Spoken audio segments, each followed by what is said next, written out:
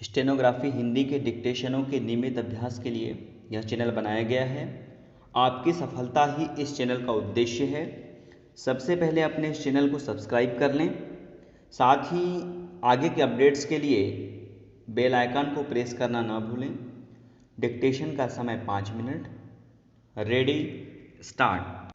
सभापति महोदय, हमारे देश में गृह मंत्रालय और गृह मंत्री का कितना महत्व है, इसका अनुमान इसी से लगाया जा सकता है कि स्वतंत्र भारत में गृह मंत्रालय का भार सरदार पटेल ने स्वयं अपने कंधों पर लिया।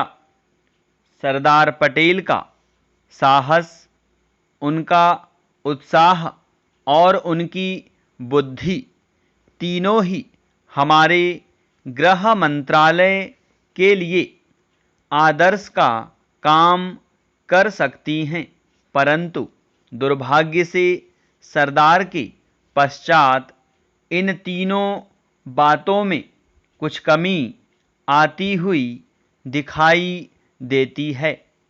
उदाहरण के लिए एक ही बात मैं कहना चाहता हूँ।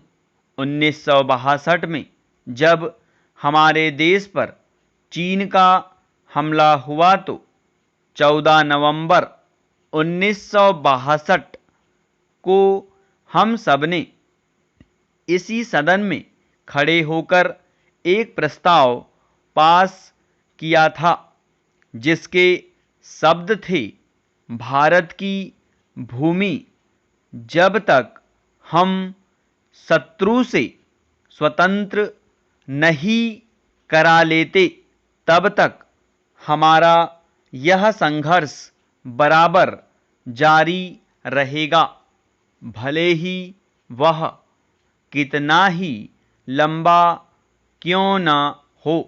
लेकिन कुछ दिन बाद आगे चलकर हमने राष्ट्रीय एकता सप्ताह या दिवस मनाना शुरू किया तो हमने उस प्रतिज्ञा को कुछ दूसरे शब्दों में बदल दिया।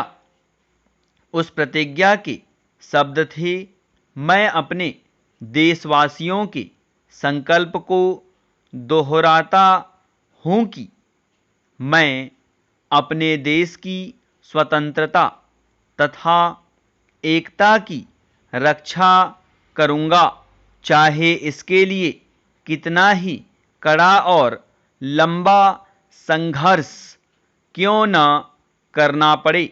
मैं राष्ट्रीय एकता तथा बल के लिए तन मन से काम करने की शपथ लेता हूँ।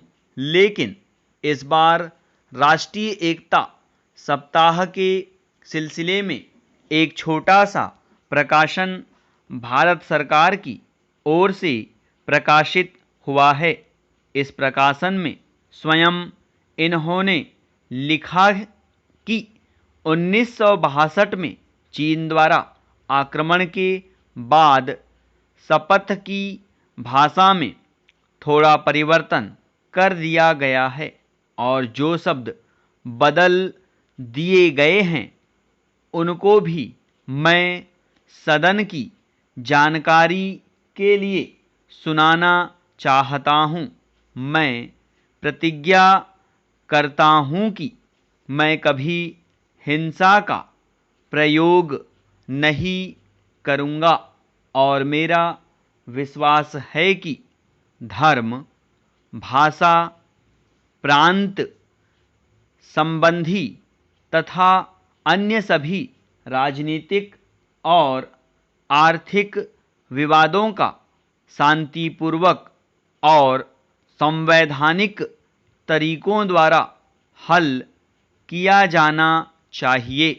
पैरा, अब मैं आपके माध्यम से जानना चाहता हूँ कि 1962 में संसद ने जो निर्णय किया था, क्या भारत सरकार अपने उस निर्णय से हट रही है।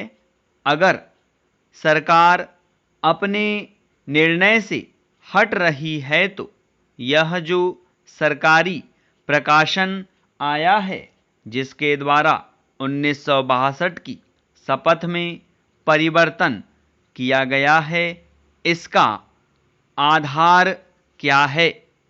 स्टॉप।